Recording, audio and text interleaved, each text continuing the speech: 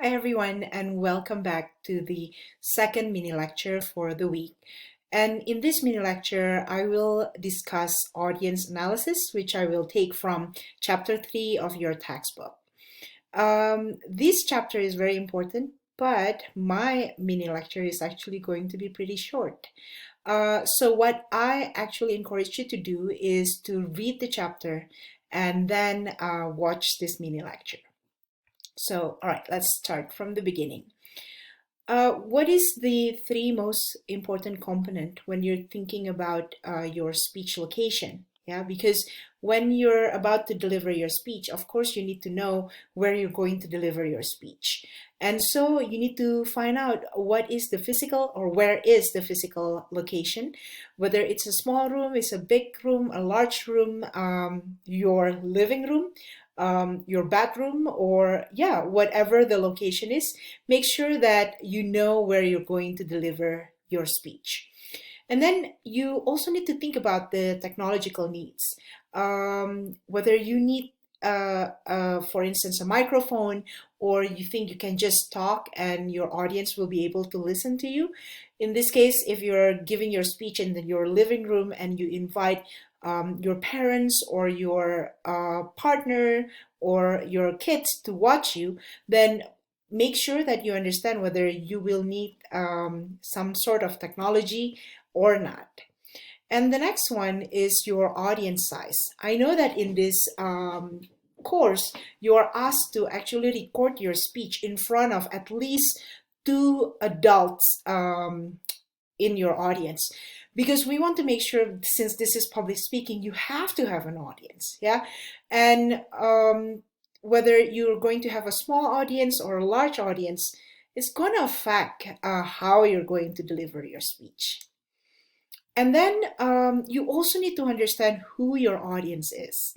And this idea of demography, which is the study of the statistical characteristics, age, sex, and gender, socioeconomic status or SES, or class and racial or ethnic identification of a given population is going to be important. Because let's think about gender, for instance. Some topics might be interesting for for members of certain gender, whereas other topics might be more interesting for members of the other gender. And that same, this idea of how age group also have different interests from one that is younger versus one that is older, for instance. Or if you're thinking about certain religion groups, for instance, they may be interested in certain topics versus other religious groups. So we understand that knowing the statistical characteristics of your audience matters. Yeah. And then it is useful for speakers because it provides a general understanding of the basic facts about your audience. And these understanding help you establish common points of reference and develop a rapport with your audience.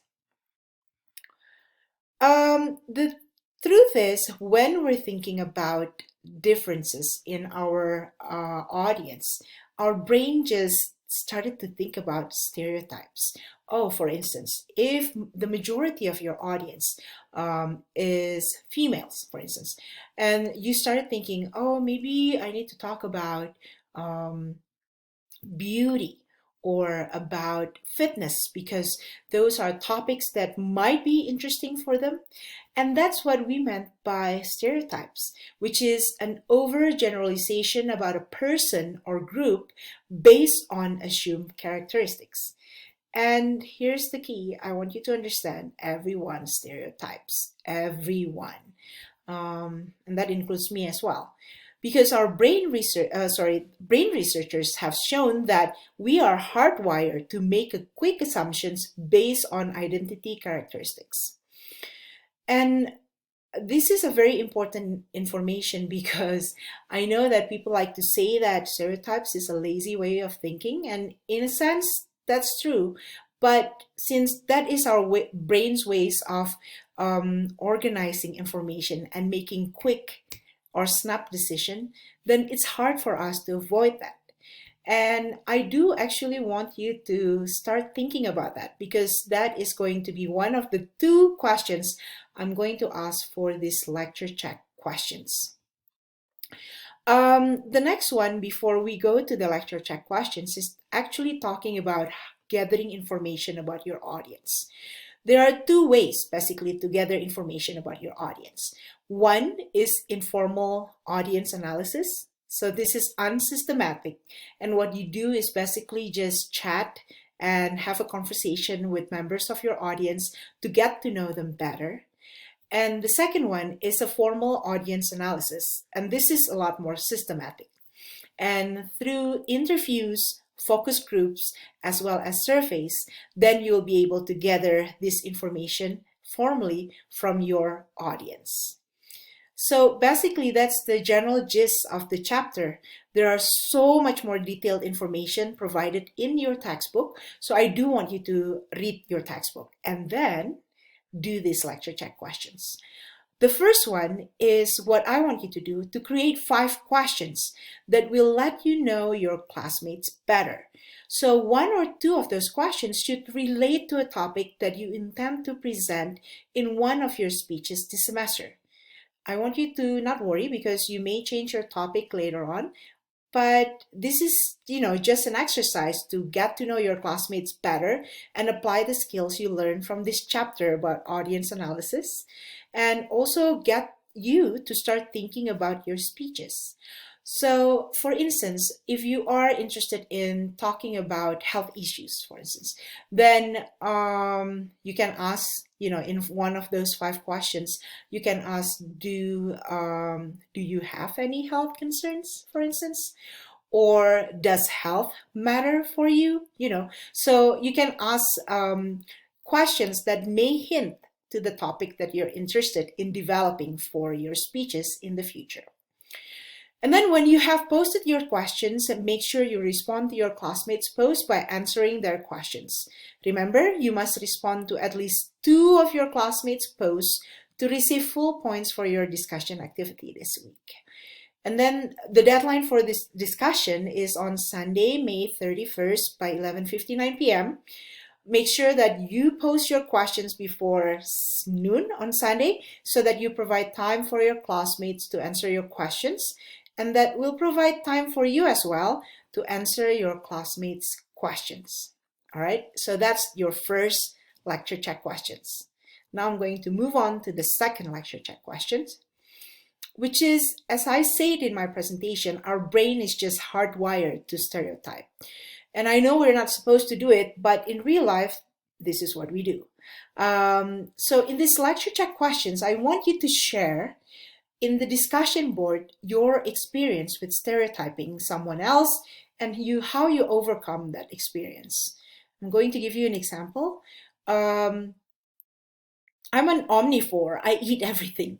So I tend to try to avoid having friends that are what I call as picky, because either they're vegetarian or they're vegan. And I'm like, oh, that is so much, work to invite them to my home to have, to come to one of my dinner parties, and that I have to make special dish for them, until I actually become a good friend with someone who's a vegan. Um, what I notice is that it turns out cooking for a vegan is not that much work from cooking for myself. So not only do I challenge myself to learn new recipes so that I can cook good vegan food, but I find out that, it's not that much effort, it's not that much work. And I actually gain a lot of understanding and become more empathetic towards people who choose to be vegetarians or vegans. So, if I used to, try to avoid being friends with people who are vegetarians and vegans because, I don't know, I just don't want to um, find myself in difficult situations. Now I actually find it to be enlightening and really fun to actually going out to vegetarian restaurants and vegan restaurants with them. All right, so that's my example. And I want to challenge you to actually share with us, with me, what was your experience when you're stereotyping someone else? So, as usual, post your answer on Sunday, May 31st before noon and respond to your classmates' answer before 11:59 p.m. on that day.